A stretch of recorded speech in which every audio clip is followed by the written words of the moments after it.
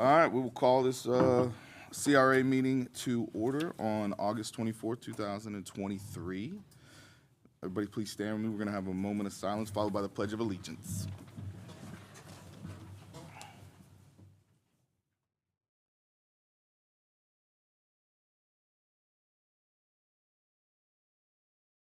All right, we'll do the Pledge of Allegiance.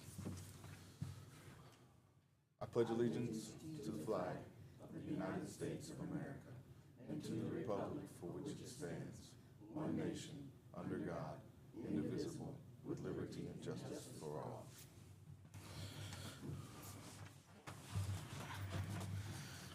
Roll call, please. Here. Chair Whites. Here. Member James. Here. Member Williams. Here. Member Ambrose. Here. All right, then we need approval of the minutes on for the August 17th, 2023 meeting. We already did. You had the new one? The Yeah, approval of those minutes? We're continuing the last. We don't have to CRA approve meetings, those minutes then? So we already did them. Oh,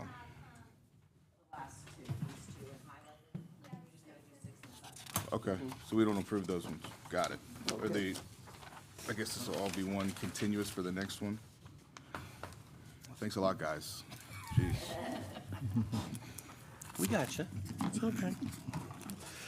Can I go ahead with? I would love for you to. Okay, so Save me. number 6 is the facade grant. Staff is requesting approval of some changes.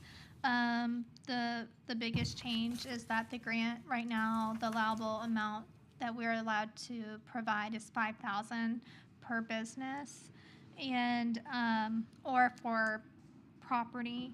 And so we would like to increase that amount to $10,000. With inflation and everything, that you can't get much work done for $10,000 because it's a matching grant, so $5,000 would be 50%. You can, if we did $10,000, they can do more substantial improvements that you would see a bigger difference when you drove by.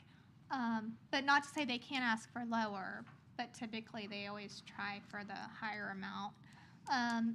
So there was some discussion in previous years about possibly using the grant program for structural rehabilitation and interior finish out to help some businesses. And staff checked on that, and we're not allowed to do that. So it still needs to be on aesthetic improvements outside of the building. Next slide. So the eligible buildings, they must have a facade that's visible from a street or parking lot. Refurbishment that is allowed includes repainting, repairs, residing, stucco, or similar cosmetic improvements. Removal of false facades.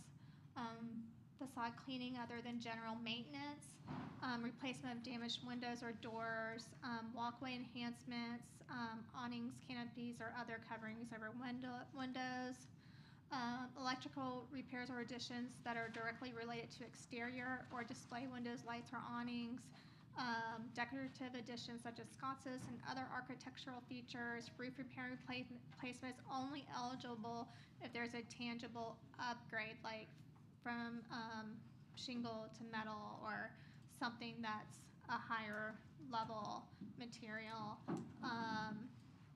But the dumpster enclosure as well would be included, but that reimbursement would not exceed $5,000. Next one. So basically, this one is about that they come in. Several of y'all have been through this. Some of y'all haven't. They come in with their project and they seek approval through y'all. And then they get their quotes, but staff does not provide any reimbursements until the work is done. And that's pretty much it, if anyone has any questions. So, and most CRAs are either at 10,000 or moving towards 10,000. So ours actually right now is a little low. But it would result in us being able to give less grants a year, possibly, if people are requesting up to the 10,000.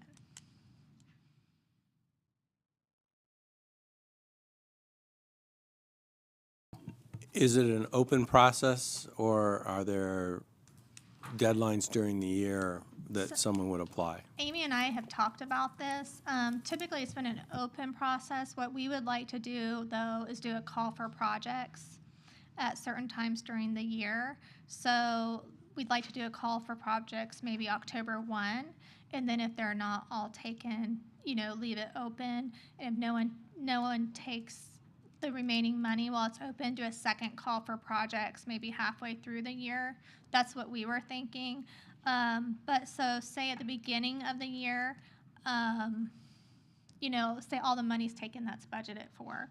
That doesn't mean that we're just not going to look at anything. I mean, I think if a good project comes, then, there's enough money in CRA to do budget amendments.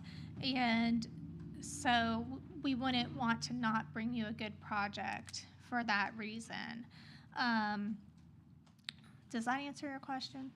Yeah, it answers the question, and then, so like, we've spent a lot of money in the CRA over the last decade on facade improvements.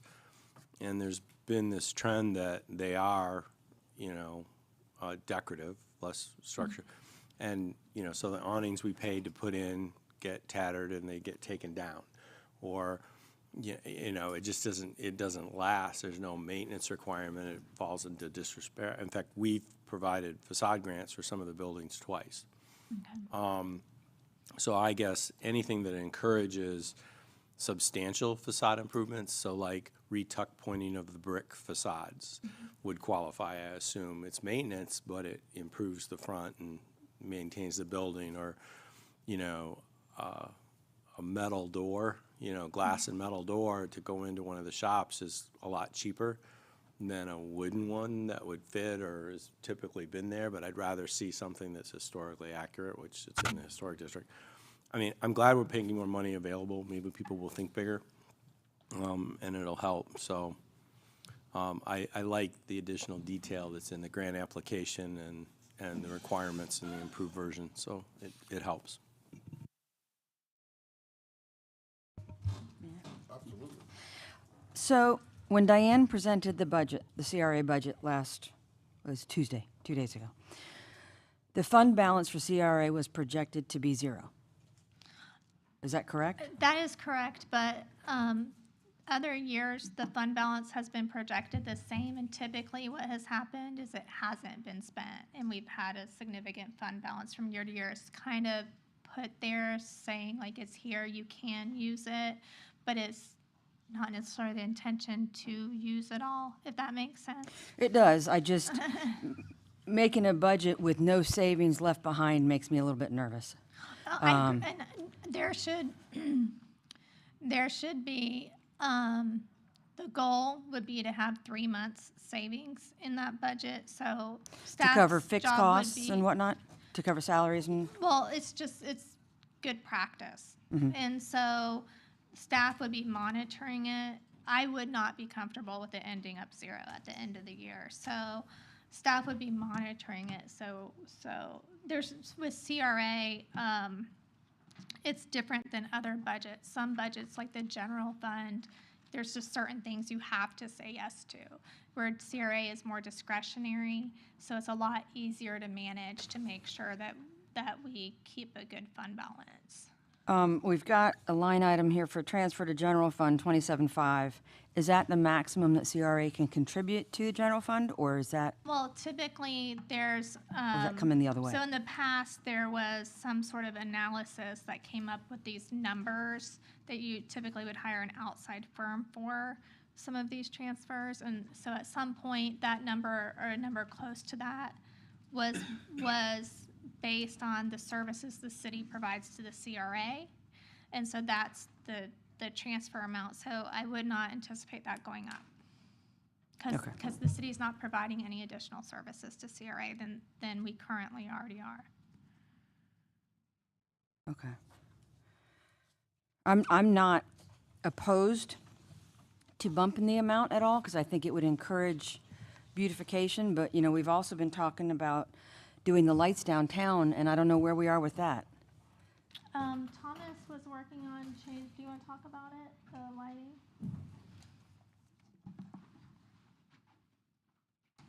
Yeah, again, putting something sour in my mouth again, Sorry. like Tuesday. Yes, we looked at different lighting fixtures, and they came in around 15,000 a piece. I mean, 1,500 a piece, I'm sorry, and we have 60 of them downtown. So what we did, we just going up on the light bulb from 13 watts to 150 watts. And so we already got all that material in hand. We're gonna be doing that here pretty soon. As soon as the grass starts slowing down, we get in there, because we're gonna do it ourselves. So we're just going to change the light bulbs out to make it brighter, but are we Brighter. getting the caps, the different, we have one out here, right, that we tried. Are we also going to We be tried, putting but those in? Commission didn't like it. Oh. They were wanting to go to a whole different version. We were? And they were gonna be like $1,500 a piece. I don't remember that. Okay. And, well, yeah, we brought it to the board. I believe you. I just don't A while remember that. back. Okay. So the best thing, we only spent $5,000, period, because we have changed tombstone and the light bulb. So it'd be a 150 watt light. So it's gonna be a lot brighter and clear. So we'll improve the lighting, but it's not going to be a ton, as much money as we had previously thought it was going to be, because we're just not going to go that way. Yes, ma'am. Okay. Okay. Do we have to approve this now? No, thank you. Sorry, Thomas. You don't have to approve it now. You can always keep in mind that as applications come forward, you know, just because they ask, say, for the 10,000, they will have a $20,000 project and want $10,000 for the 50% match. You don't have to approve the whole $10,000, and you don't even have to approve any of it. I mean, it's at your discretion what projects you want to approve and what ones you don't, and at what level. Well, I'd want everybody to be eligible for the same amount. I mean, I'd feel like we're picking and choosing at that time. You know, I mean, if we set an amount, I'd want to make sure that if you're going to bring a project to us, it's going to be a good project. So I just don't know if, as tight as the budget is right now, I'm still in budget mode, I understand. if we can afford to do this yet. I understand that. I really do. So, because I mean, I did mention if you do go to 10,000, then you know that's less projects. But we typically haven't had this. We haven't been inundated with projects, you know. But there's some people that could do good projects that potentially might not be applying because 5,000 doesn't go very far, you know, and so they might be, like, what it's supposed to do is stimulate people doing projects that they wouldn't otherwise do or do them earlier. And so this isn't trying to give the city's money away or anything. Things are more expensive with inflation, and it's more in line with what other communities offer. And I think so far, you know, no program is perfect, but there have been some good results since I've been here. A lot of the improvements Kelly Barber did were really made the area look a lot nicer, and there were a few other ones as well.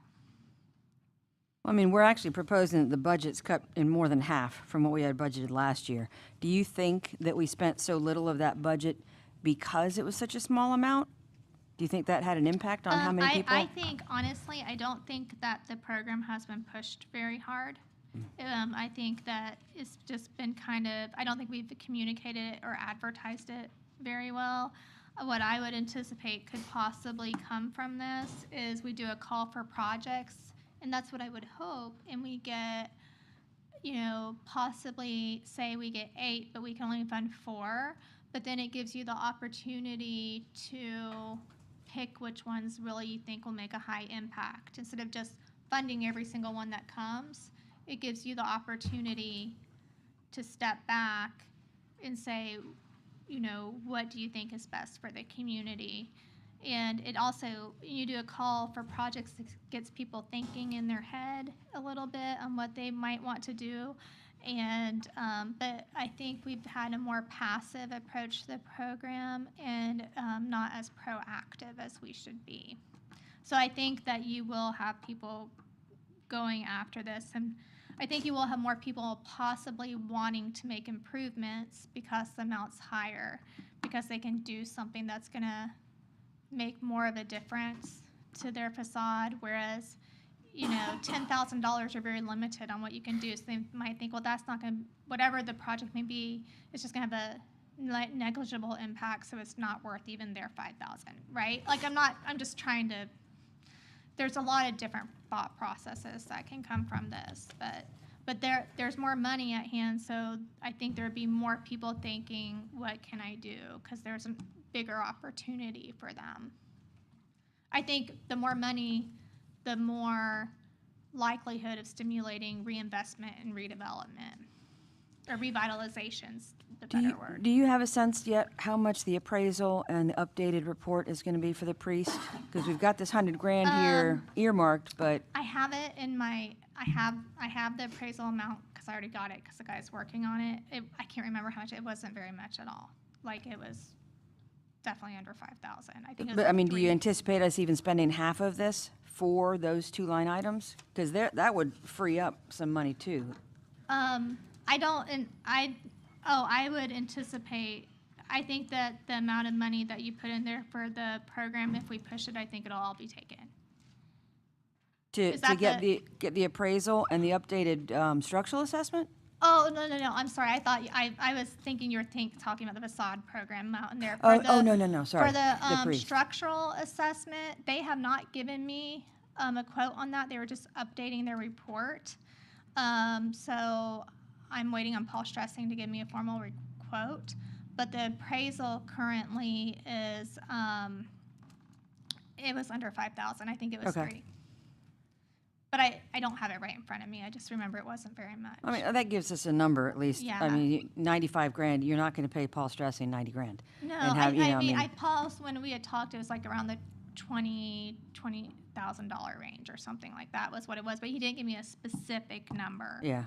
So it was within my spending authority to approve by the purchasing But that, I mean, that still policy. gives us some wiggle room in terms of having a budget available. If we up the facade grant and spent all 40,000, Yes. we'd He still couldn't- have some room there. Yes, he couldn't give me like an exact amount because he doesn't really know exactly all the hours he's going to use completely, because until he gets into it to know how much he has to look at. But yeah, it was, but also, yeah, so that money will be spent and we don't get it back if we don't move forward on the project. But if we move forward on the project, then the money will be reimbursed by the grant, except for our matching portion, which I think there's a lot of avenues to explore on the match.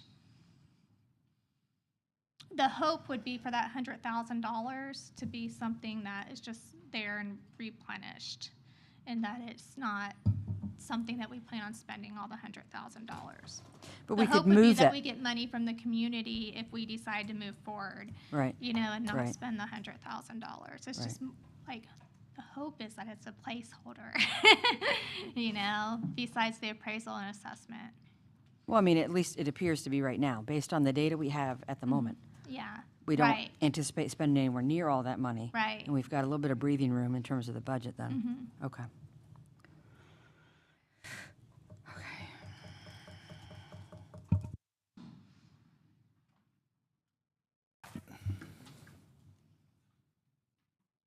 Any other questions or comments?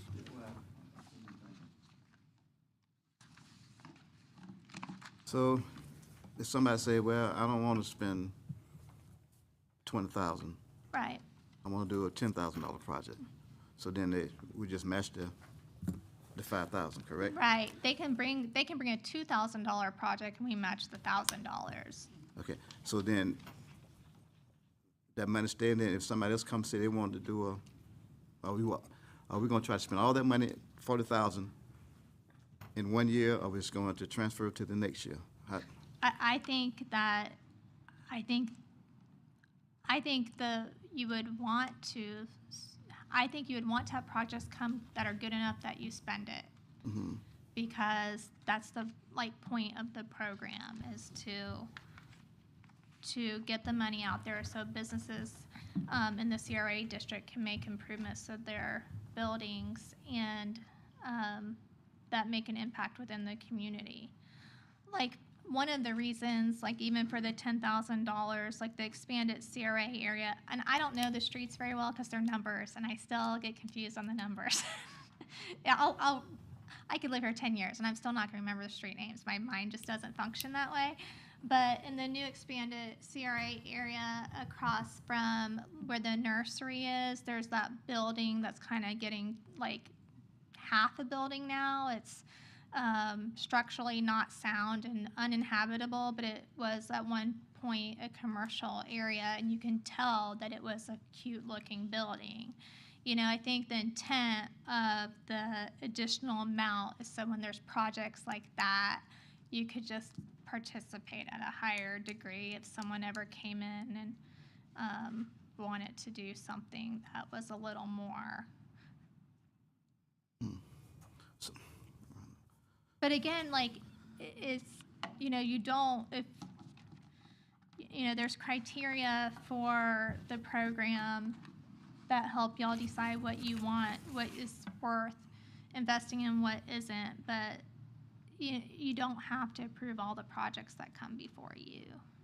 Okay. Like, if you think another project might come along and you just want to save some of the money to hold out for the second half of the year, you could expend, you do one call, direct staff to do one call of projects and with 20,000, and then do another second call halfway through the year to see what else could pop up. Yeah. I guess you are saying 55th reimbursement eligible approval up to 10,000. Not saying for 10,000. I'm trying to get in the minds of other people how they be thinking. Right. Yeah. And it also could encourage them to upgrade the material that they use so that they're not using material that is going to get torn and they have to come back. So they're like, okay, I'll use the better material because I have some extra funds now matching, and so I'll get something that'll last longer. You know, it's kind of like that's part of the thought process too. So I know I ain't about putting the application in, but in the Target projects downtown, there's a possibility that need to be fixed. I guess that's what Tom was. There's a lot of things that I don't want to say what they are right now. Yeah. But for us. We got a lot of plans. I think Bruce is more focused. Okay.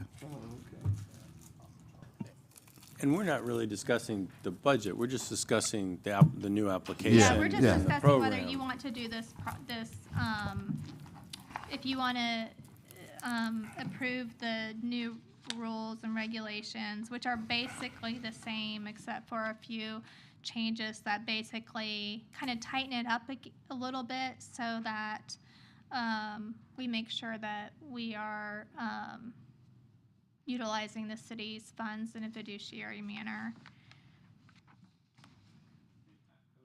Chamber meeting today, and they were touting how the CRA is allowing $5,000 grants this year in Newbury, you know, and because their CRA is younger than ours. But yeah, I think we need some bigger improvements. Well, you know, and I mean, I'm going to be 50 next year, so I've been doing this 30 years.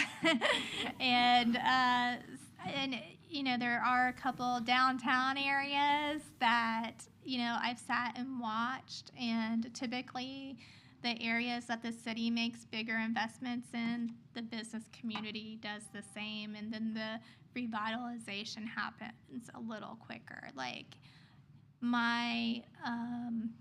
the way I look at economic development is using public investment to leverage private investment, and this is the perfect program for that. So that's just my thinking. But 5,000 is still great. It's still a wonderful offer. So we were just wanting to give y'all more flexibility in your decision making as projects come forward. Well, and also some other things that we were running into is they were some of the businesses were trying to get some projects done, but with construction costs going up, and it's limiting what they can do. So that was the other thought behind this when we were talking about it, was putting a little more money into the program, it allows for more things to be done. Like some of the awnings downtown need to be fixed on the facades, some of the facades themselves, it's just getting more and more expensive. Now, I don't know if you've priced paint lately, but I mean, even a gallon of milk is expensive. We've had several discussions on that lately. And by allowing, you know, we're not, chances of us getting 4 grants at $10,000 or 4 facade grants are gonna be, I don't wanna say are gonna be slim to none, but we may see 2 or 3. We're still gonna get the 4 and 5,000, because it's still gonna be what they can afford. This just allows more flexibility for us and allows to go that extra step for these businesses so they can actually complete a whole project instead of trying to do, you know, 2 or 3 of these grants over a couple-year period. So that was some of the thought process as well when staff discussed this. Ace Hardware, it's city-owned building.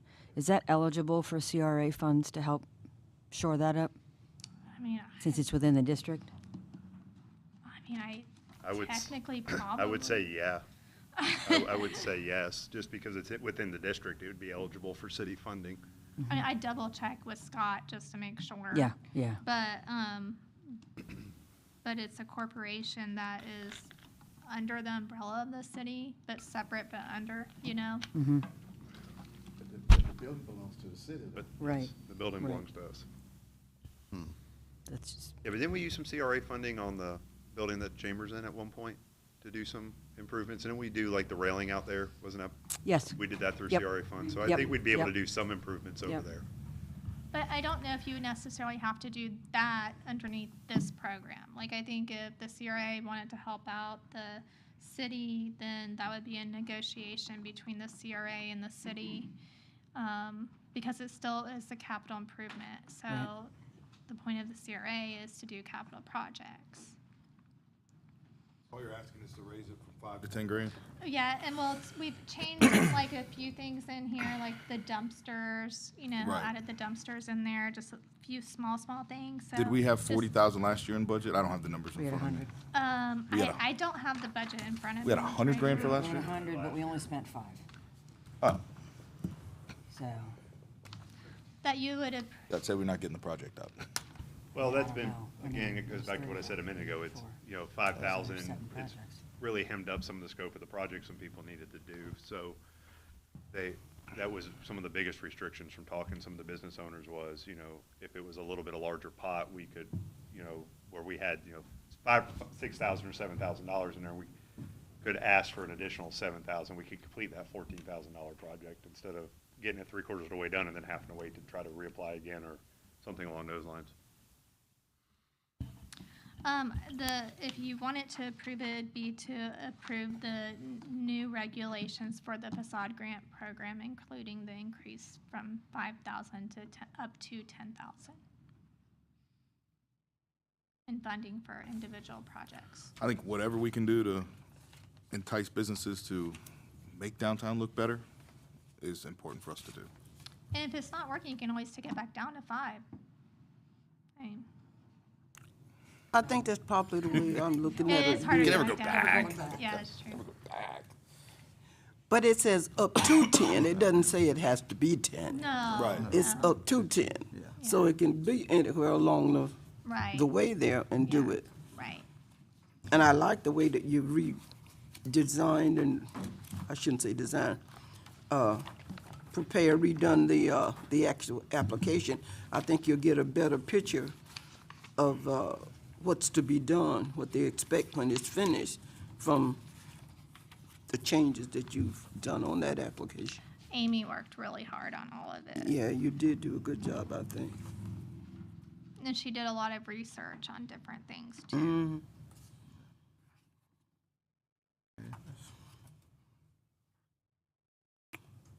We got any more comments?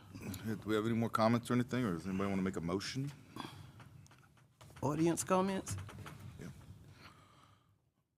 100%, you're not gonna speak?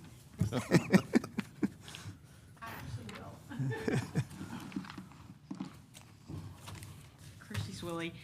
We are actually looking at applying for a facade grant. We're one of the buildings, one of the businesses downtown in need of an awning replacement. And at the same time, the property owner also would like to do some other things if feasible. So this is one way that she would be able to do more to the facade of the building and make it look a little bit more aesthetically pleasing. So I would encourage you guys to really think about that. And it would be a great way for her to improve the look of the building. So, thank you.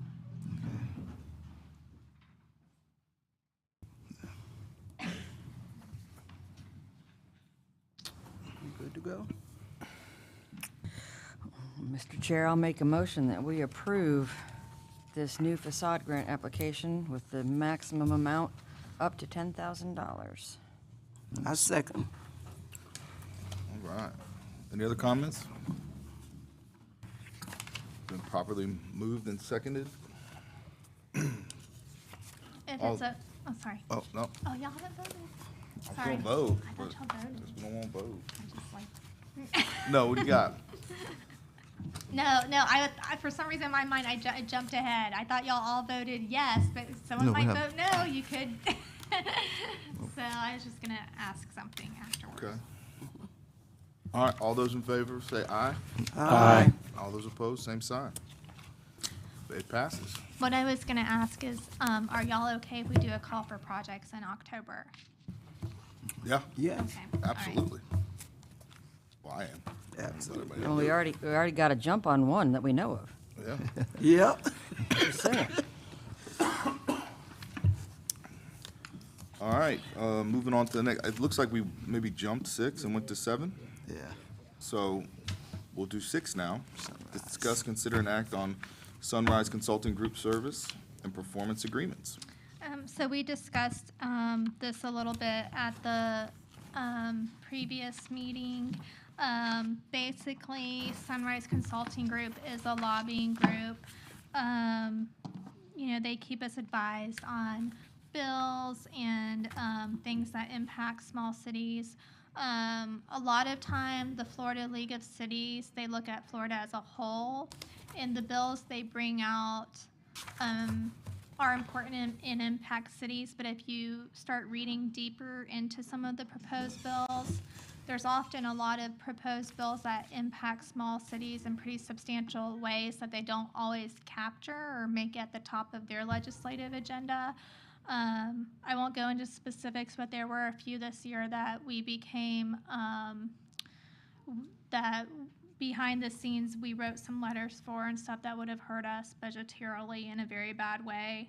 So, but the deal about all of that is that there's so many, if, you know, staff isn't reading and keeping up with it for one reason or another, you could miss something that's very important that you need to get people on board to make sure that we're okay. But the primary reason for this was to lobby for a new police station. We were thinking that possibly this year we would try to go out for some design and professional services associated with it. And then in the following year, possibly a new building, or if we get everything done quicker, we could even go try to ask for an appropriation for the whole building this year. We just have to see how it's going and how our pitch is being perceived. So the primary reason is to help us with the appropriation process and help coordinate meetings with legislators and help do things on the right timeline and get ahead of it and not behind it and kind of stand out. And so that's why we were recommending Sunrise Consulting Group. A relationship was formed with them last year when we were advocating on behalf of some other issues that would have affected us negatively, budgetarily, as well as other small cities. And they, from talking to other cities, they seem to have done well for them. And staff would recommend that this is something we should probably do for the next 2 years to see where we can get on a police building, because don't know how we would be able to come up with the money without going to a bond election. And I don't, I think it'd behoove us to try the appropriation process before pursuing other avenues. I was asked by the lobbyists, they said, well, what would your match be? And I said, nothing. I said, let's try to get fully funded. So, We'd match with the land. right? Yeah. We come up with something. So I like the idea of a lobbyist. I like the idea of looking for more money for a project. We've got a number of major projects that we need to be looking for money. So let's try this out since we have it. My only question is there going to be any question from the county about using CRA funds for a lobbyist for the police station? I know right now it's in the CRA and everything, but is there going to be any question from the county about the CRA funds being used for that? I will double check with Gina before anything is signed, but I would think it shouldn't. It's a capital project. But I'll double check. Yeah, I just, Because that's, it's not administrative, it's and it's. the county has surprised us at times. Yeah, you're right. I So mean, I'm just asking because they made us pay back a bunch of money over 4 years. the lobbying, I think if they start lobbying on other issues, that could come into question. So that's a good point. So I'll double check with Gina. But I think if we stick to the police department and don't use them on the other stuff as much, then we should be good. But I will double check. Okay. And if you'd like, I can always double check with her and then come back at another CRA meeting, whatever you would like. With the fall legislative session coming up, I Yeah, we figure really it need would to help us to do this sooner than later, and we can always make it contingent on county confirming it's a green light. Yeah. So this is the $50,000 professional service. So, yes, and $2,800 a month, it comes out to year. And the remaining money was left in there for if there's anything else needed for the facilities plan, which is mostly all paid for right now. It's just very minimum amount. So is that the Started money wrapping it that up. we've used previously for professional services to get the facilities plan? And That was already used this budget year. Most of it's already paid for. So Okay. there would only be like a super, super small amount left. And we left more money in there because there's other professional services like a retail strategy, things like that. But we won't move forward, even if it's within my spending authority, I won't move forward on any professional services without coming to the CRA board. I mean, even things that I do try to come to y'all so y'all can make the decisions. so this 50 is going to be more than enough for them.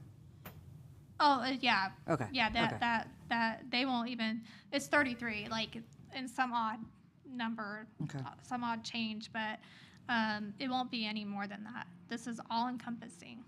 And how do they communicate with you their progress every month? Well, they call me on the phone because I talked to the lobbyists some already, just because we're in contact about other things. The guy's name is Andrew Colell, and he's just really easy. Like he emails back the same day, talk on the phone. He drives through High Springs a lot because he has some history here or whatever. So he's actually in the area a lot and very familiar with High Springs, and actually has a little bit of love for the community. So that's another reason why I wanted to use someone who has the heart for High Springs. Maybe they'll push a little harder for us. We're not just another client. And he is a talker. What? I said he is a talker. Yeah, he is can a talk, talker. yeah. Yeah. Did you meet him at the thing? Yeah, he's good. I've been knowing him for 4 or 5 years now. Oh. But he does know his stuff, Yes. though. He does know his stuff. Young guy. I mean, he can rattle off all the important people that I don't know. So, Anything from the audience? 100%. Christie?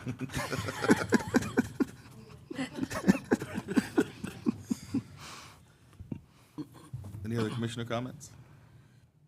Sounds good to me. Need a motion? I make a motion, we approve the agreement with Sunrise Consulting, contingent on the county clarifying that the use of funds is appropriate for the CRA. Second. All right, we got a motion and a second. All those in favor, say aye. Aye. All those opposed, same sign. 5-0. Nicely done. Perfect record tonight. All right. All right, moving on. Chair report. I have nothing. Just glad to make this one because I didn't forget. I appreciate all the reminders from everyone. We all got them. Thanks. Yeah, we did. Thanks to Bruce. You're welcome. Thank you, sir. Yeah, appreciate that. One thing I'd like to throw out there, and I'm going to call Thomas Henry up as well. Yeah, I know. Put your head down. Use his whole name. Couple things we've been talking about staff-wise. Myself, Thomas, Amy, Ms. Stephatos. The downtown trees that are downtown. They're getting big. They don't look real good. We've talked to DOT about those trees. We would like to remove the trees downtown. I see the squints. There's some issues with those trees, with them under the sidewalk, some stuff along those lines. We're looking at taking them out, doing some bricking, putting some nice planters downtown, and trying to clean that up. So we wanted to put that on the radar, have some discussion. Come on. So there's been some safety concerns with them. There's just some general issues all around.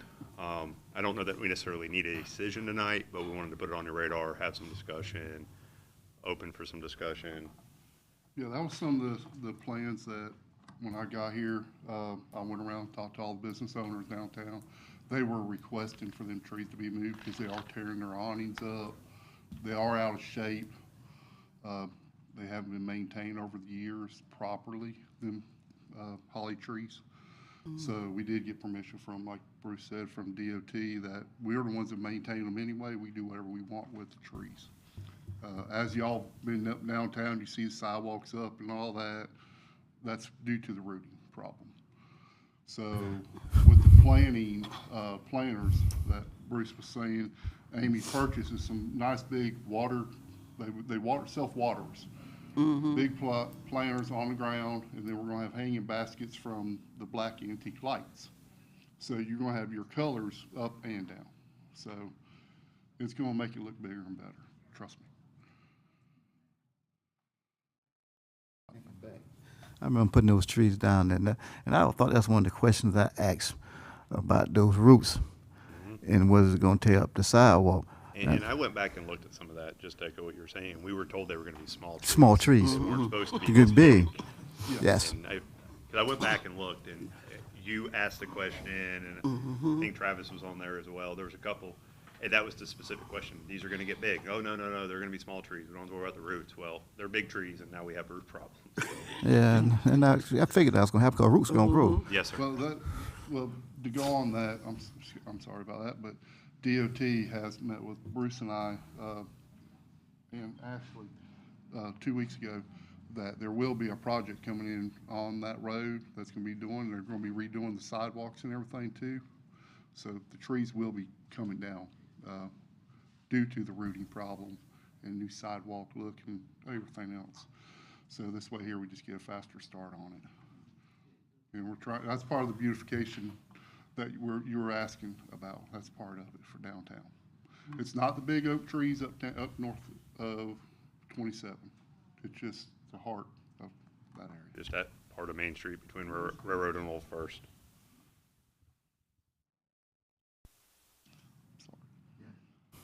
I knew it was going to come to this. So you don't want a decision tonight, or can we make a decision tonight? Make a decision. I just didn't want to feel like I was pressuring into something without it being on the agenda. I just wanted to bring it up for topic discussion. If y'all feel like you can make a decision and you're ready to make a decision.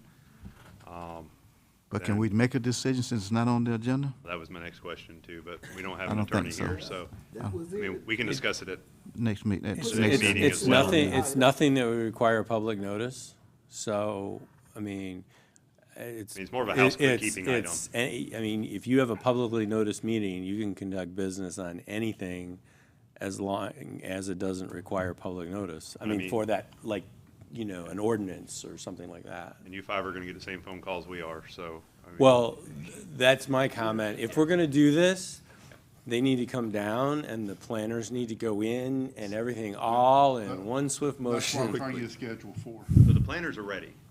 There's plans Yeah. in them. They're sitting behind the CRA building. I mean, they're ready to go. We have brick in, I believe. You to know, you cover- already have the break to put in So- place Yeah. down, what matches downtown. You know, it's just a matter of, we're good and everybody's kind of like, and we can start moving forward, because like I said, we're all gonna get the same phone calls, so we might as well all be on the same page before we do it. Okay. And Can we then, look at those planners before we, I mean, you said they're already ready to go, so we've already pretty much made the Yeah. decision. Well, the planners, I had nothing to do with ordering the planners. They're here. They're done. All I did was see the plans, so. Yeah. It was a plan a while back, but I didn't order them either, Yeah. but still, it was a So- plan that we talked about when we talked about revitalizing downtown. Like, some of it we've already done. Do we have money to fix the sidewalks if I we think we take already those? have the stuff to do it. We already No, have the no, brick. no, you're talking about the brick, or are you talking about sidewalks as a The whole? sidewalks, if we take those trees out where the roots We- have made a mess, We're not responsible for maintaining the sidewalks, DOT is. so are they just not willing to maintain them now because of the trees? Well, what they do is they grind them down, and there's issues downtown, and Grind out sidewalks? with the zero lot lines up there. So there's no lot lines, so they can't come in and like jack and bore in that area without disrupting some of the foundations on the historic buildings down there. In our water and sewer. And then we got water and sewer that runs right down there as well. So in this, is it 2026 or 2025? Wasn't it 26? 2026, they've got this whole big thing they're wanting to do downtown. Currently, they just run through once a year and grind the sidewalks down and do Trip some general trip hazard maintenance in there right now. And this will just kind of get the ball rolling as they're ready to get going in 26. So we're just a little bit ahead of the game right now. And they'll continue to maintain it as is. But so you saying in the future, they're gonna replace the sidewalks? That's That's how their we plan. understood it. With the road and everything, they're gonna be doing a major project. Well, they need to, 'cause them sidewalks are awful. So they won't do anything now? Not till 26. I mean, it got kicked back from 25, now it's back to 26, to the state. But, yeah, that project got kicked back a year. So you said they ground them down now? Yeah, they do go through and grind down the trip hazards, and if we have somebody fall on Main Street, it goes back to DOT because it's their sidewalk, and then they send somebody out to evaluate where it happened, and then they have a crew come out as needed. They also come through and do walkthroughs or site surveys of the area at least once a year and do grinding on it as well, along with their intersections. Okay, 'cause that one in front of, I'm gonna say the old dime store, most people don't know what the old dime store was. In that area. Yes. So how they grind those down yet? 'Cause I seen it later fall. Yeah, if they don't- haven't done it yet, they will be. If it's over an inch, they have to. Well, I it's mean, sure, it's they over an have inch, 'cause I seen it later fall one day. State law. I'll send something over to DOT on Monday, Okay. and we'll just tell them, hey, we got to lip over an inch. They'll send somebody out to take care of it. Yeah, when they met with us, DOT engineers and all, they did ask for us to do a walkthrough with them to give them our points. So we're gonna do that too. Well, maybe it'll help if we take those trees, it'll show them that we're serious, and Yes. we can And like I maybe try said, to all- save all some of the that pro- sidewalk till they do come to it. Like I said, all the business owners down there, they're asking left and right. I can imagine. You can go down and get a haircut, I'm asking every time. Yeah. I'm for taking them out, but I agree with Commissioner Ambrose that once we do, we gotta be able to put the planners up quickly, or else there's gonna be a ridiculous amount of phone calls that we're gonna get. Yeah, exactly. Make it emails, phone calls. Great. So we taking action, or we just discussing it? I don't know. We had the same thoughts when we were having these discussions. I mean, it's one of those things. It's So when like, next What are your meeting? reservations? When the next meeting? I just hate taking the trees out. because should it be the makes end of it next look month. cool. Well, me Yeah. personally, I think should never put them down, person. I think actually you were against it when I looked at the Yeah. minutes. I think you had a lot of questions on it. I mean, like I said, if you want some time to think about it, that's why I did want to say I was putting you on the spot. If you want some time to think about it, we'll put it on the agenda for September's meeting. We can all have a big discussion I'd like to see pictures of the planters just to get an idea of what the view is going to be, because it's going to be pretty drastically different. Hey, It's gonna feel huge. And when that'll you go probably down be there. ultimately good, but It still, will. when you take trees out, I mean, I get the impact of the sidewalks, and, I mean, we've got a business owner here who might be Yeah. willing to speak about it, but, you know, I would love to see what it's gonna look like. I didn't mean to put you on the Like, spot, No- Christie, no sorry. pressure. No pressure. We have one of the holly trees directly in front of our shop. Yeah. And it's an absolute mess. You know, every time we open up the shop, we have to blow off the sidewalk. The birds are there. They like the hollies. They leave us presents. So, Get rid of the trees, that's best. and to be able to get rid of that tree and to be able to put a planter there, it would draw more attention to our business rather than the tree itself. It does block a lot of the storefront. Yeah. yeah. And But- that would also impact us as far as replacing the awning.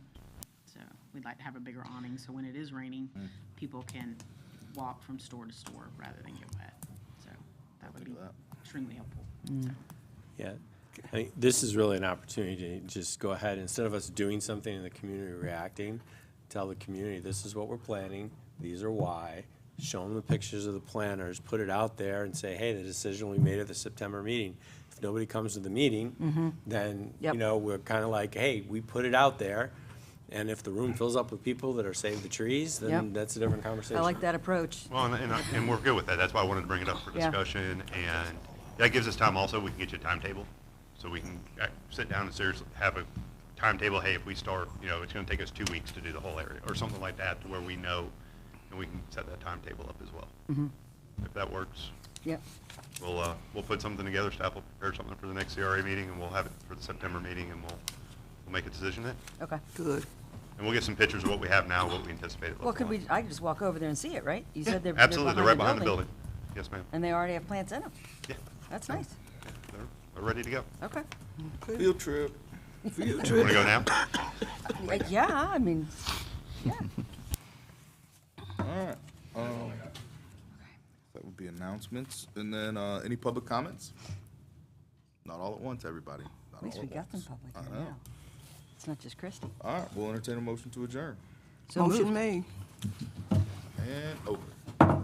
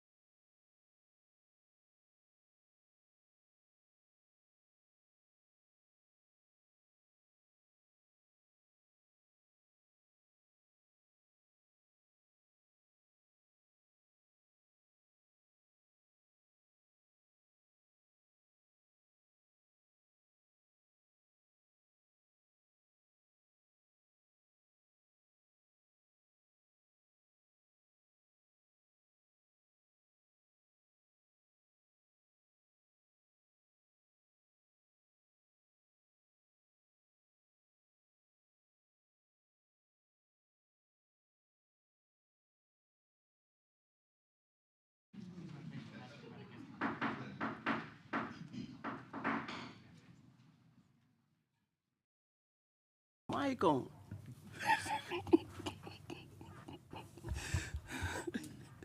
Good evening, everyone. Thanks for coming out this afternoon. All right, with that, I will call this City Commission meeting to order on August 24th, 2023 at 6:32 p.m. All right, we will stand for our roll call, and then we have, well, I always do it backwards. We'll have our invocation and our pledge of allegiance, please. We'll do it in a minute.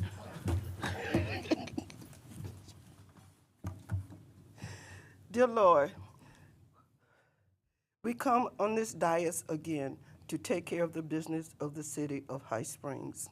We ask that you continue to lead us into the right way and get things done that we need to do for our city. And with that, we also going to repeat the prayer that you taught your disciples to say. Our Father, who art in heaven, hallowed be thy name, thy kingdom come, thy will be done on earth as in heaven. Give us this day our daily bread. Forgive us our trespasses, as we forgive those who trespass against us. And lead us not into temptation, but deliver us from evil. For thine is the kingdom, power, and the glory, forever. Amen.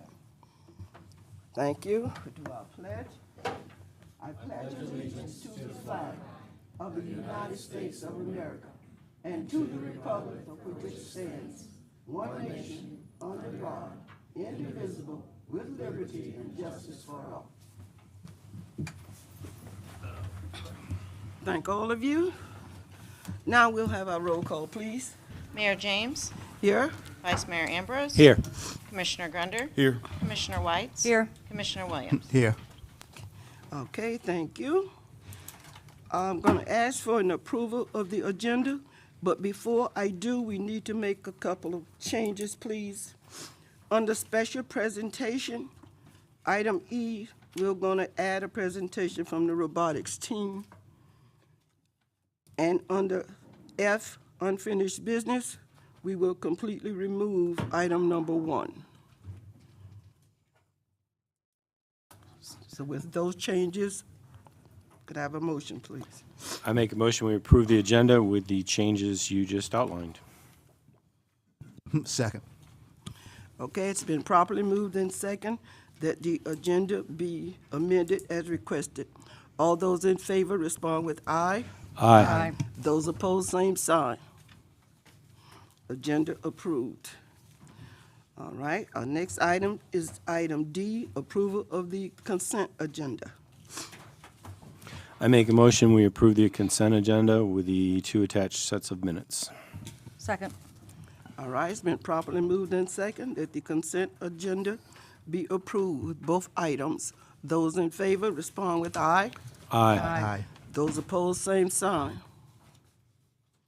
All right, consent agenda approved. Moving along to item E, special presentation. Robotics team.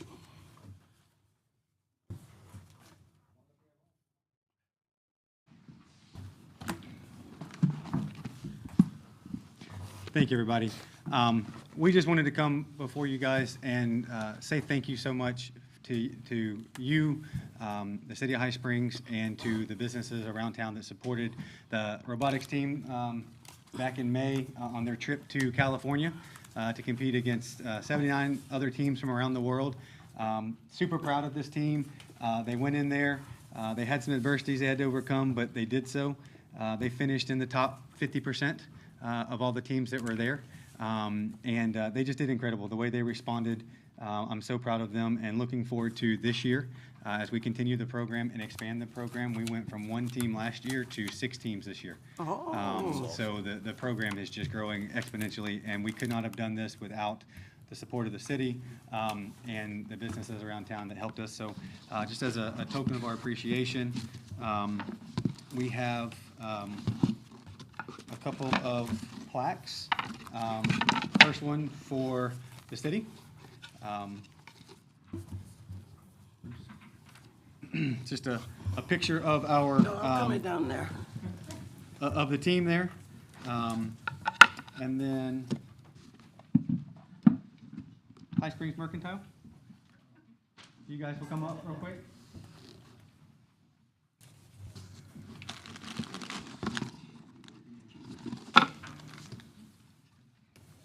Thank you guys so much for everything that you did. It was a pleasure. We're proud of him. Can I come by? If y'all don't mind, since you guys did a good job. I just want to be able to give all of them a good hug. Okay? That's all I want, because y'all did such a good job. And I just want you to know I'm so proud of you and all of y'all for the good work. Right? Very good. All right? Thank you.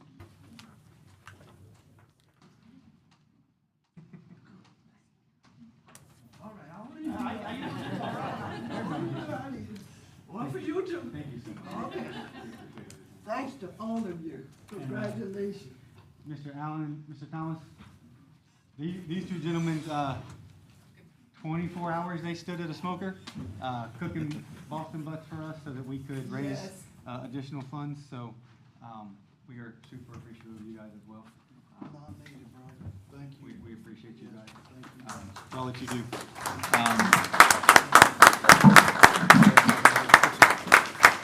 Should have done this down there with them. Anybody from the brewery here tonight? I can go back down there. So, Okay. again, thank you guys so much, and looking forward to a great 2023-24 season. So, thank you. Thank you. Thank you, guys.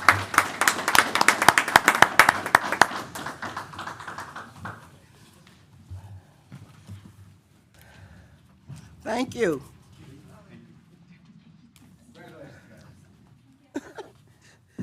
All right. They want to stay for the fun, I see. And then they leave us. Item number 2, ordinance 2023-09.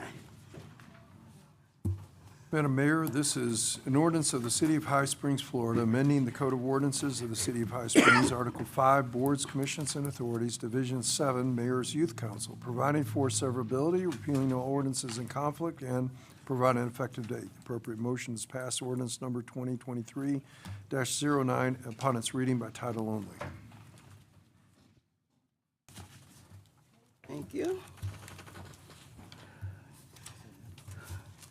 Commissioners, we have any discussion on this item? Madam Mayor, I have one question I promised my youngest I would ask. She wanted to know if it would be appropriate for her to apply, and I think it's mainly so she could hang out with you. But I told her I really didn't know if that was appropriate or not, and I figured I would ask the attorney since he's here. I don't know, what kind of conflict that presents. Is it appropriate to apply? I didn't catch. For my own child. Oh, go for it. Tell her. Really? Absolutely. Well, she wants to hang out with the mayor. There's her- nothing that would inure to your private Really? game on Okay. something like this, Okay. so. I'll let her know Absolutely. then.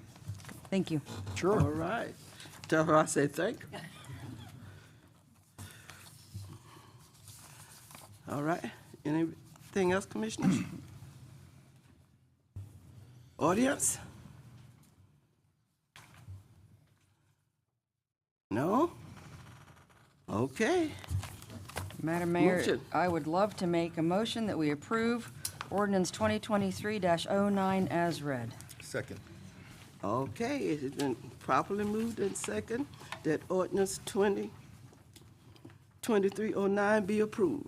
Roll call. Mayor James? Yes? Vice Mayor Ambrose? Yes. Commissioner Grunder? Yes. Commissioner White? Yes. Commissioner Williams? Yes. All right. Ordinance approved. All right, we will move right along to citizens' requests and comments. For issues that are not on the agenda, please state your name for the record and limit your comments to 5 minutes, please.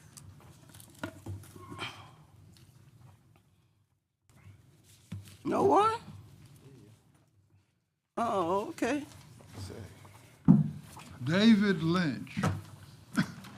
I gave each person 2 pieces of paper, Exhibit A and Exhibit B. Exhibit A is from the Springs Institute here in High Springs. What are the concerns for the future of Florida's springs?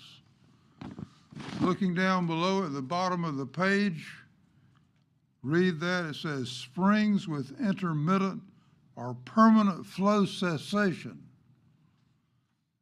Poe Springs has intermittent or permanent flow cessation. The spring that is only about 4 miles from where I stand right now. So this is what happens when you have too much development, too many houses going in. Each house takes away from the water going to the springs.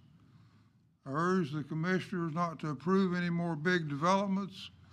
The people of High Springs want to keep High Springs as a small town. Moving on to Exhibit B. This is a cutting from Sunday's Gainesville Sun. Let's read the parts that are underlined in red.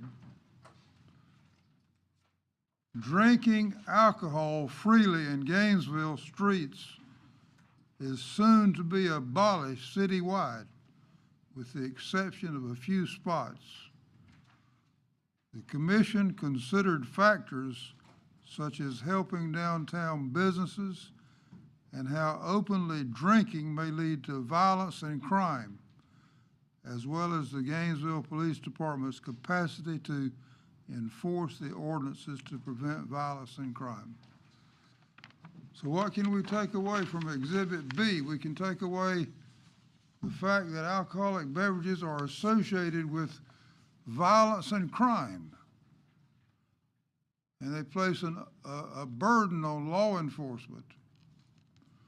Also, as I have stated many times, the Center for Disease Control has stated that alcoholic beverages kill 400 people each day.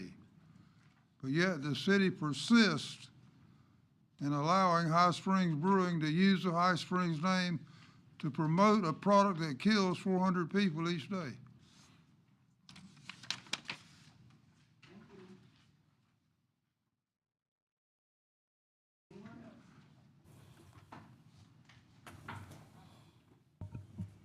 No one else. All right, any commissioner's response? Madam Mayor, I have one comment about the Exhibit A as an addendum to add on to what Mr. Lynch said, that recently Blue Springs had a very large sinkhole open up in the springs, which happens periodically, but that spring is now considered a magnitude 2 spring. It was a magnitude 1 spring, which means it was flowing more than 100 gallons a minute. A magnitude 2 spring flows between 1 and 100 gallons per minute. So there's been a significant decrease in the flow at Blue Springs. And Bob Knight did a report that I read on his website about that specific occurrence, and I think it would be a good idea for him to come, if the commission would be amenable, to present what he determined happened out there. Some of it is natural, and I know that Blue is in Gilchrist County, but they're all connected. And I think that it would be a really good idea for us to inform ourselves on what's going on there. Thank you. You're welcome. Any other comments? Okay. All right, if not, we'll move to item H, which is ordinance 2023-10. This is an ordinance of the City of High Springs, Florida, amending the official zoning map of the City of High Springs Land Development Code as amended, relating to the rezoning of less than 10 contiguous acres of land pursuant to an application Z23-03 by the property owner of said acreage, providing for rezoning from R1 residential to a C3 commercial of certain lands within the corporate limits of the City of High Springs, Florida, repealing all ordinances in conflict, providing for severability, providing an effective date. Madam Mayor, this will be a quasi-judicial matter, so if anyone intends to speak on this matter this evening, if you'll stand up now and raise your right hand so that we can duly swear you in.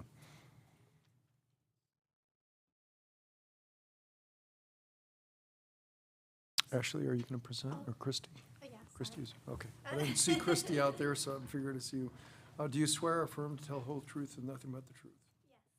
All the witnesses have been sworn, Madam Mayor, and now we should go through the ex parte questions of each one of the commissioners to see if they've had any outside discussions.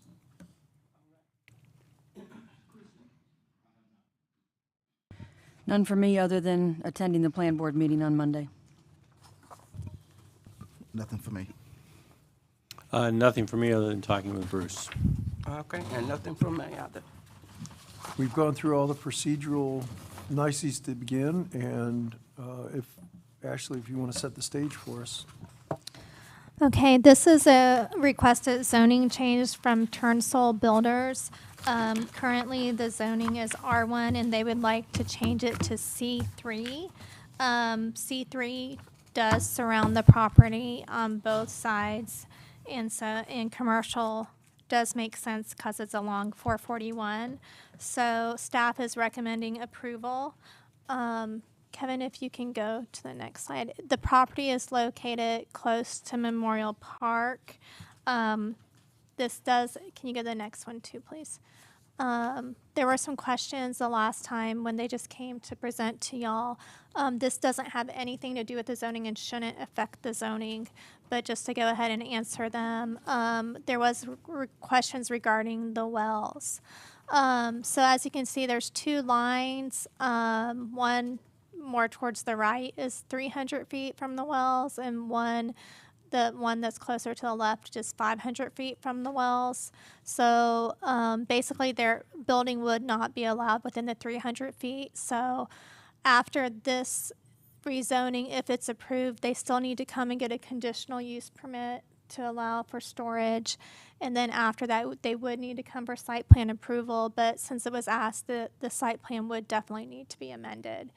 Because of that, but it only take out a small portion, and then the portion between 300 and 500 feet, they can't store hazardous materials or anything like that on site due to the location of the wells. And then the next slide, please. And that just shows the wells that are within close proximity.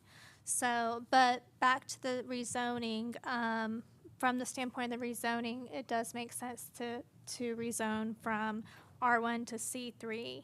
And the applicant is here along with their representative to talk about the case further if you have any questions.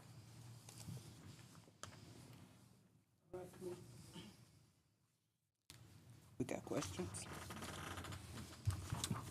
No, I appreciate staff looking into the well issue, and there are probably some ways to mitigate some of the concerns with that. But as far as the rezoning goes, I'm fine with it being commercial. I'm just very concerned about the wells, because, Thomas, which well goes bad during a storm event? 2? Which well goes bad during high flood events on the Santa Fe? Is it 2? Yeah, so I want to protect that whole field.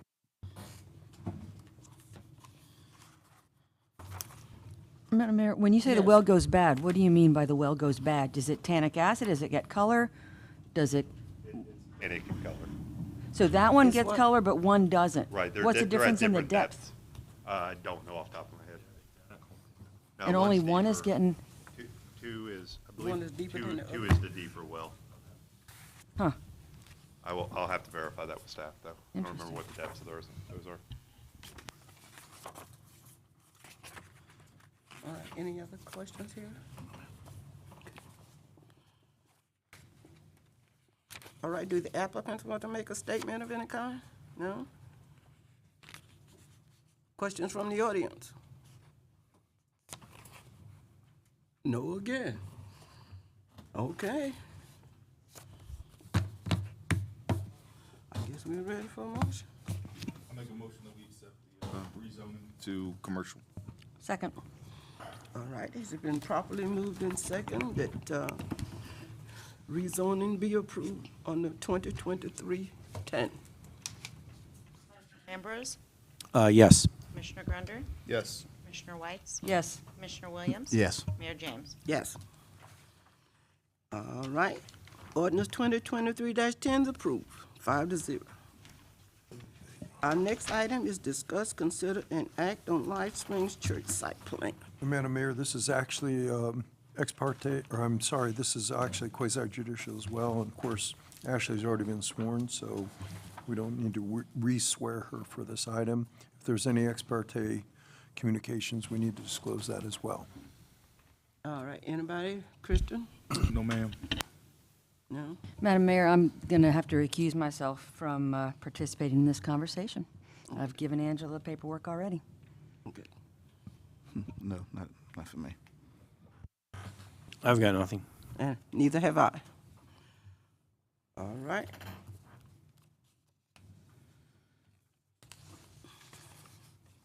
Okay, may I go ahead? Yes.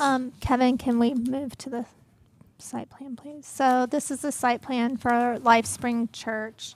And in your packet is also the landscape plan and the tree mitigation plan.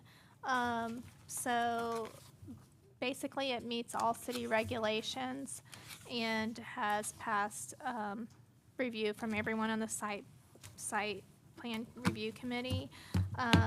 Just for some background, the location is on 11.7 acres along Highway 27, just north of 155th Avenue, and they're building a church. It's pretty simple, but they did a really good job with the landscaping. They kept most of the trees except the ones that needed to be removed, you know, to put some paving in and to put the building footprint. But they also came back with more landscaping than was required too. So they did a really good job and they meet the regulations.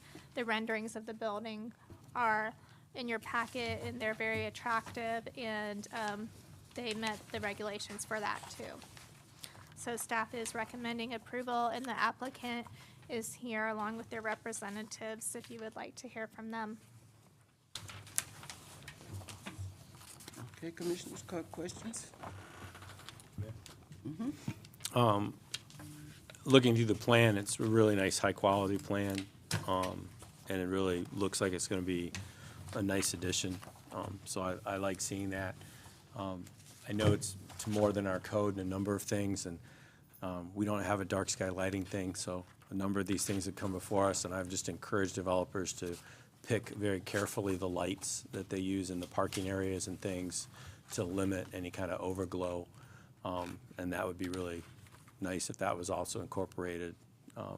Obviously, it's not required, but It would help. it would help. It helps. It makes a big difference in a lot of different areas, and just want to try and be ahead of that. I got it. Raise your right hand. Do you swear or affirm to tell the whole truth and nothing but the I truth? do. Josh Highlander. I'm a local civil engineer and development representative for the church.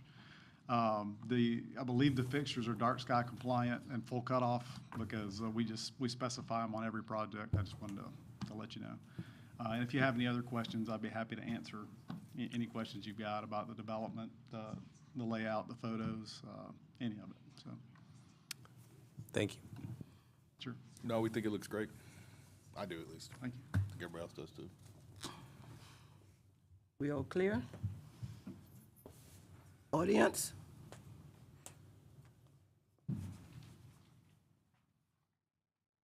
Good evening. Good evening. My name's Andrew Whites. I live at 15707 Northwest State Road 45. If you look at the picture that we had up before, can we go back? So my property would be top left and includes two sides on the project that's proposed. So I don't know if Commissioner Williams remembers, but the last time that I came and spoke to a meeting was 2007, when there was a very different plan for this piece of property. And I'm much more pleased with this one. There's no doubt about it. I was concerned about dark skies compliance. That was one of our concerns. It's pretty quiet out where we are, and I would prefer not to have a huge amount of light or sound input, either of those, but I don't really foresee those. The one thing that really pushed me to come down this evening was I'm looking at what appears to be a sidewalk along the roadway that follows the roadway for a while to the east and then goes north right on my property line. and very close to my mother-in-law, my elderly mother-in-law's residence. I'd prefer not to see that. I think it's going to encourage activity right there on our property line that may be negative for us. So that would be my big concern. The other question that I had, and perhaps you could speak to this, is the utility right away. I saw the tree plan, the trees that were going to be taken out, and I really couldn't identify where the power's coming into the site. Yeah, please. Just looking here. Please, I think that's all I have. Sure. Thank you, So- I appreciate your attention. Thank Yeah, you. Thank you for the question. To clarify, the hatched area that referred to kind of looks like a sidewalk or a path is actually the utility easement. That's the underground electrical lines will be put in. So it's all underground. Okay. That was actually, the credit should go to the pastor for that. He wanted to have all underground, didn't want to have any overhead impediment. We're bringing in the utilities, and is it okay if I walk in point so they can see? Yes. So the service for Clay Electric is out here. We're gonna underground and follow the driveway because that's where the least amount of trees were and the existing driveway is. And then we actually do turn at your property line here, just based on Clay's input. They wanted to keep the easement close to the property line, so they have as many points of service as possible for future or, and also not to kind of weave through the site. They try to keep us as close to the boundary as possible. Okay, so maybe I misunderstood. I'm seeing a utility easement just north of the roadway? Yes, this is a utility easement. that follows the driveway. Okay, so that is not a formal walkway? No, there's no sidewalk or multi-use path or anything like that. Okay, well, that's a great clarification, thank you. Sure, no problem. Okay, Any other questions? I'll be happy to thank you answer. for that. Sure. Any other questions? Okay. Thank you.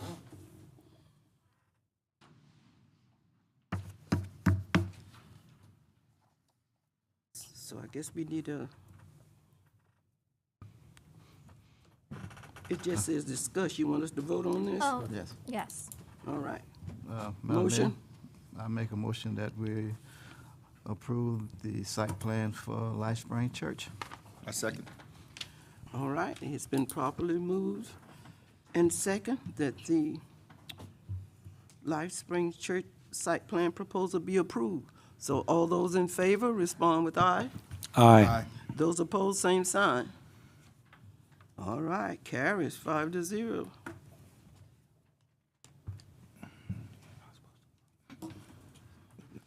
All right, congratulations. All right, our next one, discuss, consider, and act on a professional service agreement with Harrod Properties Registry. Mayor and Commission, the city has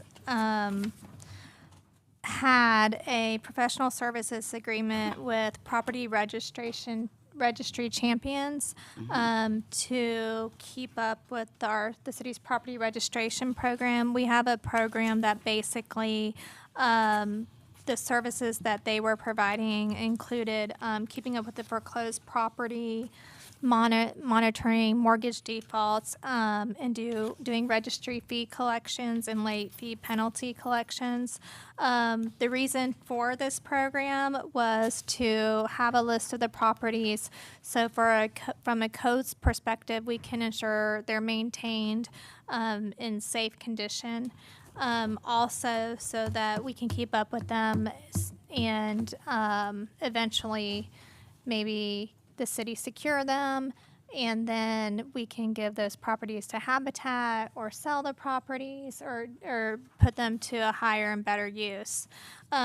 Property Registry Champions has gone out of business, and so this would be to consider using HERA for their services, and Tracy Haworth is here today to speak to you about their services. Good evening. So my name's Tracy Howarth, and I am the Director of Community Strategy for HERA Property Registries. Our city manager, Ashley, and I and Chris had a meeting a few weeks ago to talk about what happened with ProChamps and what HERA can do to resolve that problem for the city. And as Ashley explained, ProChamps has since gone out of business as of June 16th. So your contract, unfortunately, isn't effective. However, your ordinance is still in place. HERA is running the same program with the same benefits. So let me explain to you what that means. What our process does is identifies all the foreclosed properties in your area and any vacant properties that have also been foreclosed upon. We supply that list. Once it's vetted through multiple sources, we get you information from the banks, property servicing companies, property maintenance companies, and any legal agents attached to the property. We give you all of that information in a web-based platform, okay? So you will get the property address, parcel numbers, and all resources to back you up in terms of property maintenance and registration fees and so forth. Once we gather all that contact information and we know exactly what properties need to be registered, we notify the responsible party. So we will notify the banks directly and say, based on the ordinance for the city, they now have an obligation to register this list of properties. Once that happens, we will stay in contact with the banks. We will collect your fee. The fee, I believe, from the ordinance previous to this was $300 a year for each property to be registered. The HERA fee is $100, so we keep 100, we send you 200. That happens in the middle of every month, you know, for the prior month's registrations. In addition to that, we continue to monitor these properties. So if there's a transfer of ownership, if the house has been sold, if anything else has occurred with the house, we keep you up to date with that through that platform that you have access to. The platform is secure between HERA and yourselves. No one else has access to it. In addition to that, and from my perspective, to give you a little bit of background for myself, I came from local government in New Jersey, in my hometown actually, and I ran this program in my hometown in New Jersey. And although the funding is nice to have, getting that $200 every month for every registration is great to have. It's a great way to build a fund to help you do other things with your housing program or other things in the community. That property maintenance assistance and support is critical, because that's what makes the difference visually to anyone who's going through your city, anyone who wants to move into the city. You know, high grass, boarded up windows, houses that are deteriorating doesn't help you, you know, visually, and it certainly doesn't help the market value. Harris Service puts you in direct contact with the property maintenance companies for every single property that has an obligation to register. We also help you with those vacant properties that are difficult to find ownership for. And when I met with Ashley and Chris, we talked about how we can do that for you. If you've got properties that are not in foreclosure but are vacant, so maybe they're privately owned, possibly family member passed away, the house is empty, the family doesn't know what to do with the home. We help you find those owners, and we help manage that process with you. So Chris mentioned that he had a list of properties that he was working on. Once the agreement is signed, we can then take that list, upload it into our system, and run it through all of the ownership criteria that we have, and hopefully get you back some information that can help hold those folks accountable and help them get through the process of bringing their properties back up to the city code. In addition to all that, we have a number of ways to support the community with regards to any registration problems, any property maintenance problems, any type of further action that you want to take. We can assist with all that as well. And it's, you know, the contract is good for as long as you would like it to. You know, it could be a year. We have other cities in Florida. Jacksonville just signed a contract for 5 years. So that is certainly up to you. I passed on to Ashley the agreement for the registration only, or an agreement that contains an enforcement caveat to it. My recommendation would be, in order to get your program back up and running and you can continue to collect those fees, activate the registration agreement, and we can work on the enforcement agreement later if you so choose. But in order to get your program back up and running, we would at the very minimum need to be able to have a signature on the registration agreement. Is there any questions? Anything I can answer for you? You mentioned $300. The ordinance, the way it reads, is $200. Okay. Is our ordinance, or is the $200 a lower number than a lot of cities charge it these days? Or And from my experience in the state of Florida, it's usually around $350. Now, to be honest with you, in New Jersey, most of them are $500. It really depends on what I wouldn't go above 500, to be honest with you, and like I said, on average, it's about 350 in the state of Florida. You set your own fee, you know, that's certainly up to you. Yeah, no, this is one of those cases where putting the amount in the ordinance is not to our advantage because it requires amending the ordinance to change the fee. How many properties are we talking about that, I mean, Ashley, do you have an idea how many properties we're talking about would? I think, okay, so I don't know how much are going to be running Harris system, but we're collecting around $2,000.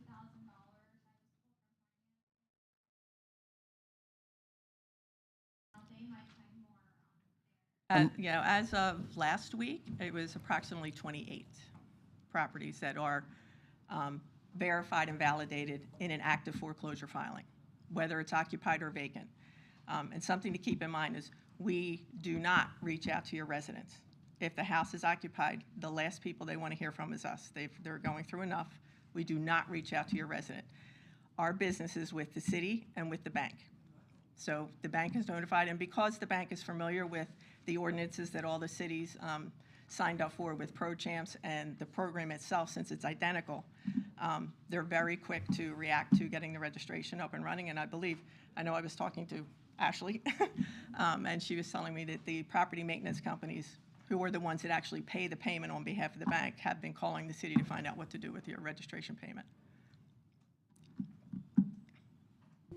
So the city's out of pocket in this instance is nothing. That's correct. Right. Okay. There is no fee to the Right. city at Okay. all. Okay. The only thing we're out of, if we were collected ourselves, then we would be losing that $100. It would cost us more to do the work and hire them. We're losing potential revenue. Yes. But it would cost us more to get that. No, I understand what you're Yeah. saying, but I mean, this is an actual opportunity for some more revenue. Yes, Okay. you are. Right now, you're not collecting anything, and whereas you were a month and a half or so ago. Right, right. Okay. Exactly. Thank you. Sure. Thank you. Thank you very much. Madam Mayor, Legals approved the agreement, and we'd like to add a couple of typical provisions that we add to every agreement.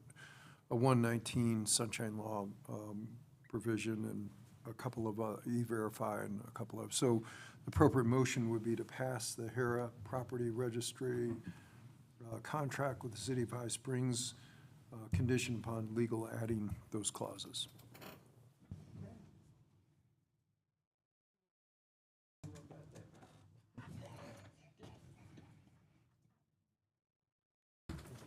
Sorry? Do we need public comment? After the motion. After the motion. Yeah. You got excited. You're okay. Earned money. That's all right. Okay. Public comments. Okay, no public comments. Now I can take that motion. I make a motion, we approve the professional services agreement with Hera Property with the amendments suggested by the attorney. Second. Okay, it's been properly moved in second that the HERA registry agreement be approved with the recommended changes. All those in favor respond with aye. Aye. Those opposed, same sign. All right, agreement approved. All right, our next one, professional service agreement with Breakpoint Law. Mayor and Commission, this is an agreement with Breakpoint Law to provide enforcement for unrecovered outstanding property registration fees over 30 days old. And they work jointly with Hera Property Registry, and they would retain 33% of all monies received, and we would keep 67%. And they would do all the work associated with lien documents, invoice statements, and other necessary documentation to enforce municipal lien and debt. So basically, really, if someone's not paying over the course of a number of years, it can start adding up. And then they would probably get involved, even though it says 30 days. Okay. Comment, commissioners?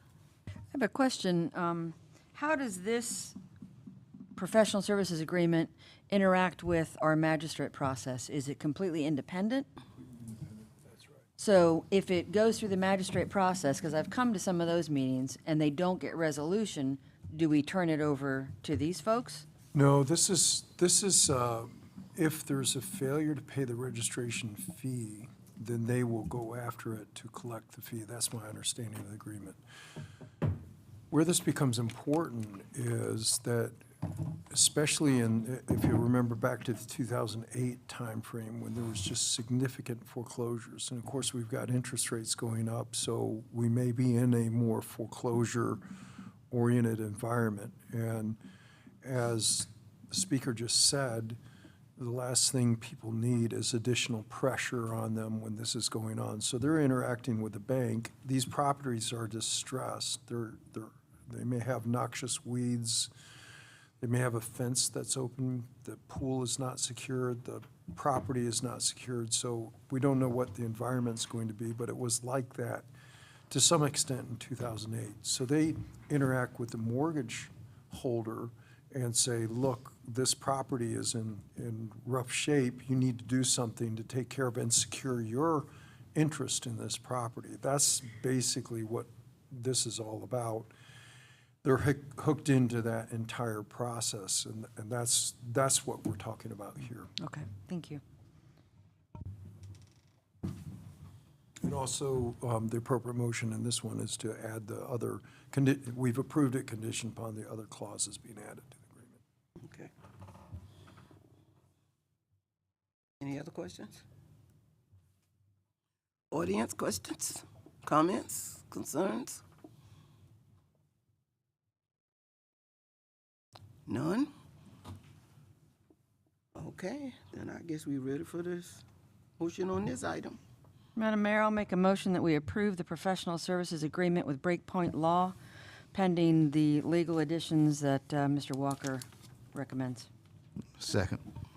Okay, it's been properly moved and second that the agreement with Breakpoint be approved with recommended additions. All those in favor respond with aye. Aye. Those opposed, same sign. Agreement approved, 5-0. All right. Next item is city attorney report and update. Nothing to report, Madam Mayor. All right, city manager report and update. I have nothing. Assistant city manager. There was some questions at the last meeting about the property next to Memorial Park, and I said I'd give you an update on that. So it is a winter slated project. We did do some cleanup on the right-of-way to get a little closer to the lot line. We've been working on the silk fence and doing some stuff along those lines just to kind of get it cleaned up in that general area, just to make it look a little bit better. But we'll be doing some stuff over the winter, and we'll be keeping it a little tighter and cleaner on that right-of-way just to make it look a little better for right now, just so that blight wasn't in that area. So, and then I talked to Public Works for a brief second while we were in the meeting, and both wells, now 1 and 2, are now the same depth. Apparently, we drilled well 2 a little bit deeper several years ago when we had some casing issues and things like that to stop from the tank having the issues. So, but yeah, they're all 3 are the same depth. Same. And they're going to verify that in the morning for me just to make sure, but that was off of recollection at 7 o'clock at night. Okay, That's all I got. thank you. All right, Commissioner Grunter. I don't have much. I just want to say congratulations again to the robotics team, because that's, well, I mean, what a cool thing for kids from High Springs to get to go to California and compete and do well. So congratulations to them. Bruce, please push that on to them. Other than that, thank you to city staff. They've been busting their behinds. I see them all over the place doing stuff, talking to them. So I just want to thank city staff for what they're doing right now and working so hard for us. I can piggyback on that, Commissioner Grunder. I was out at Memorial Park trying to play tennis with my daughter. And I went as early as possible, and it was still god-awful hot, and the guys are already out there mowing in the heat. And the firefighters are out there in full gear in the heat, and the police officers are out there in the heat, and they have no option. I can work inside or outside. I have that option. And, you know, they're out there doing it every day, and another month, hopefully, we'll get a little reprieve, but I really appreciated them being out there. And the only other question I had was following up on the email that we all got about the trash ordinance. Is there room for us to make modifications to the ordinance to allow for people to appeal to opt out? I don't know legally what those kind of constrictions are. This particular person is walking a quarter of a mile just to take his trash to where it's picked up, and I don't think there's an opportunity for there to be a closer pickup. So, For full disclosure on that, the quarter of a mile that individual's walking is his driveway. It's not like we're making him drag it down the right of way a quarter of a mile. That is his driveway. That is to get it to the edge of his property for curbside pickup, no different than what anybody else has to pick up. So it's not a hardship we created. I didn't think it was. I've total clarity Yeah, on that, yeah. because that's kind of been some of the confusion from talking to several of the commissioners. Well, why are we making him bring in a quarter of a mile? We're not. Honestly, we've been back and forth on this several times. Initially, it was a GFL issue. You know, they weren't picking up the trash. We rectified that problem. Now you've gotten the same emails I have. And when we've looked at it, there's really no way, with all fairness across the board, for everybody to have an opt-out clause in that ordinance to where it's fair and equitable across the board for everybody. Danielle and I have talked about it some. We haven't got to Scott, I don't believe, has had any conversations with Danielle on it at this point. And we've looked at it about 9 different ways. I'm not saying it's not going to happen. I'm just saying we can't find a way to make it fair and equitable across the board. If we have whole subdivisions that don't want it, and the individual accounts, they still pay it, and they just don't have the trash cans. The way our ordinance is written is if you're in the city limits, you have trash service. Mr. Walker, is there any opportunity to modify that ordinance for exceptions? I mean, I think the exceptions would be pretty rare. Well, I would presume they would be, but maybe not. If you open that Pandora's box, perhaps not. But, you know, for situations like that where it is a long way, and I get it's private property, but it's still quite a limitation. It is. What I would look for is more of is there some sort of accommodation that the landowner could make?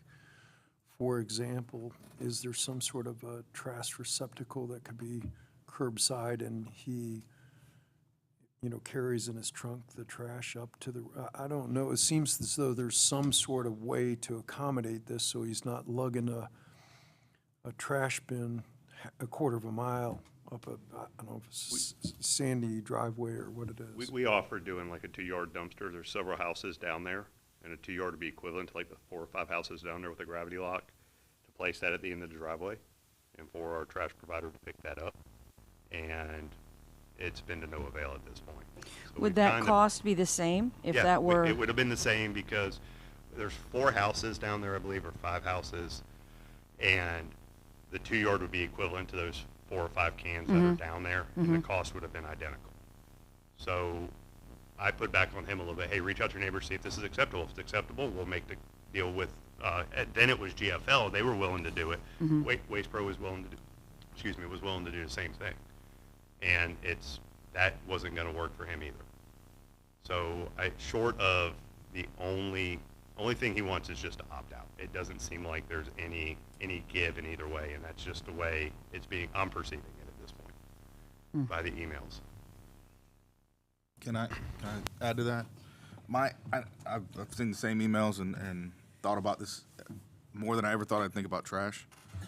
But my concern with it is I have no doubt in my mind that this individual would do everything appropriately, but if we, like you said, Pandora's box, the second we do open it up, are we going to then have people opt out of it, and then next thing you know, trash just starts stacking up, and we get, you know, trash flowing out into the street, and we've allowed everybody to opt out. I mean, I can see where this could, you know, spiral in the next 5-10 years and then become an issue, and the last thing we want is, I mean, we have a very beautiful town that's very well maintained and taken care of.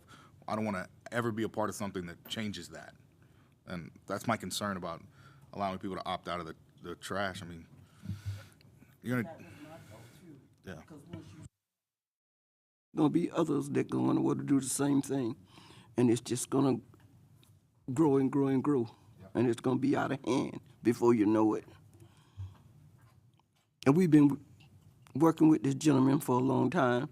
But as Mr. Gillingham says, he wants one thing and one thing only, and nothing else seems to be pleasing to him.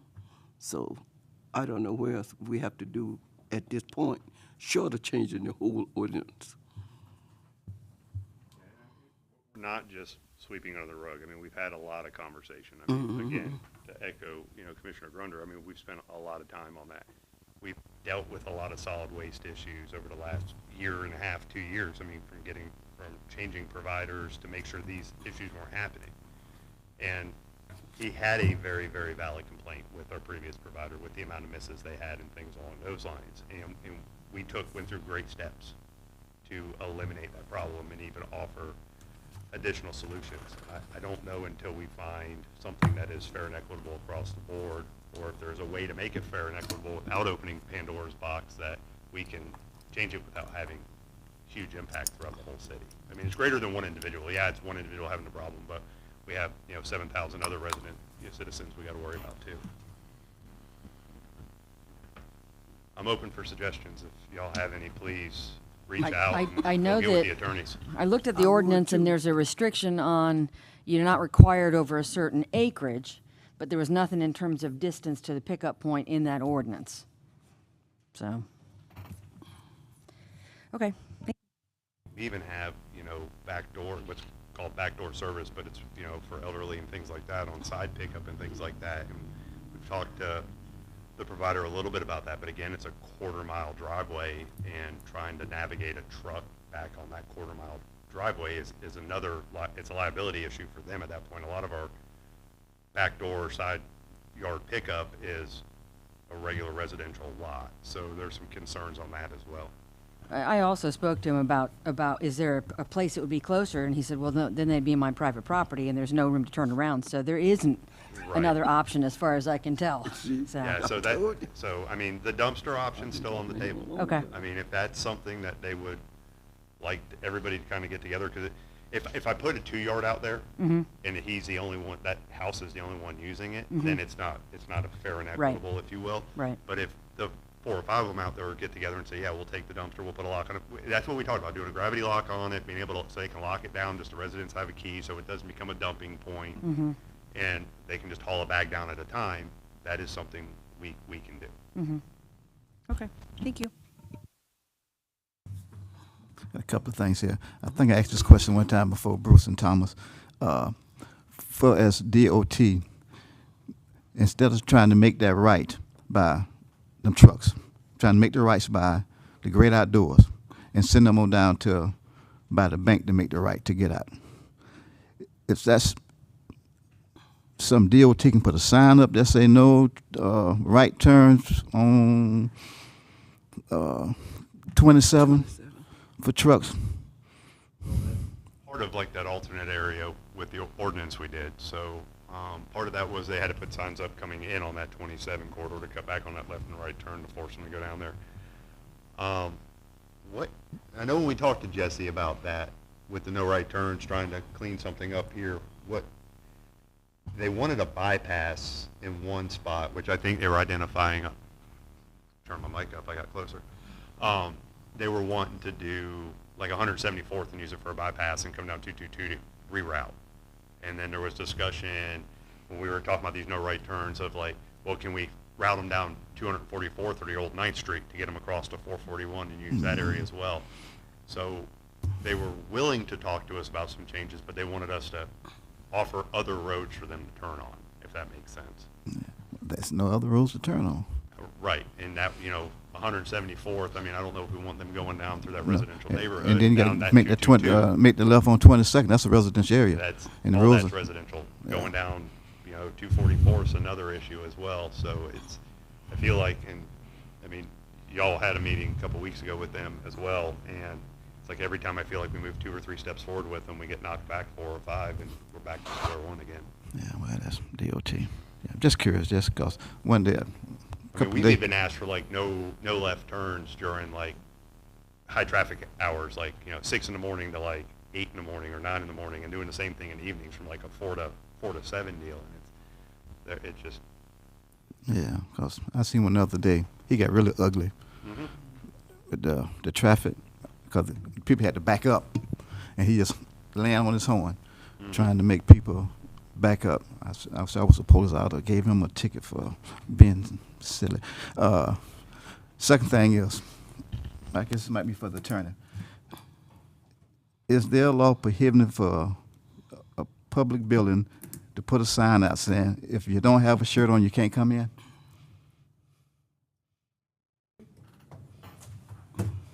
Can set reasonable regulations as to how you accept your patrons.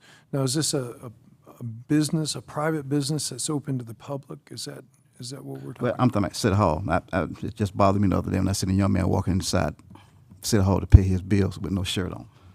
Yeah, I think you can restrict access for no shirts, no shoes, that sort of thing. Yes. So what can we do to? I'll check that. I want to make sure, but I believe you're entitled to do that. Yeah. I just think inappropriate for a young man to walk into a building where ladies are working and with no shirt on, and Have to post a sign. No, I think you can just set your rules of conduct. okay. I sure would appreciate if you check into that. Thank you, sir. That's all I have. Okay, Vice Mayor? Okay, I want to follow up on something Commissioner Williams said. I mean, my recollection is, once we updated the truck ordinance, we couldn't ban the trucks, but we could create suggested routes. They were going to update the map systems the truckers use, and they were going to order signs. They were ordering signs. They were going to put up signs that said, you're not supposed to do this. Are we now not getting signs? No, it's in process. Okay, so signs are coming. Yeah, for the alternate 27 route that we talked about. Yes, so Yes, to go yeah, down, okay. yes, it's in Which would process. be no right turn there and no left turn. Right. Okay. Correct. I guess I just heard that Yes. wrong. No, So it- I was like, what? what? That is that part's in process. When we started talking about coming down Main Street, heading north, and trying to, like, no left turns, or right turns, they were talking about some different options when we were going through, like a bypass at 174th or 244, things Okay. along those lines, to help route some of this All right. semi-traffic. Thank you. But yes, that's still in process. And then the last thing that I have is we're getting close to the end of having to adopt a budget. And so my request to staff is for whenever that agenda comes out, so if we're going to talk budget next week, that we get the complete budget for all the departments when that agenda comes out, which would be Thursday afternoon, not a fresh packet in front of us right before the meeting that doesn't match what I looked at over the weekend and studied. I can't do that anymore. I don't want to do that anymore. And staff need to figure out how to get us the information so we actually have time to look at it. That's just me, but No, it's I'm not seeing just some you. nods here. It's not just you. Okay, you guys saw the pretty plaque, but I didn't bother to tell you that it's a third place championship award at state and second place robot design at state. So they did really, really well. So I just wanted to bring that to your attention, and I'm going to give it to Angela so she can take good care of it, and she will hang it. And to piggyback on Commissioner Grunder, as usual, I always give you my thanks for all the work that you do in order to put us in a position to do what we do. We say thank you for everything. And that's all I'm going to say tonight. And all this public for coming. And all this company we've got tonight. Thank you. All right, if there's nothing else, motion?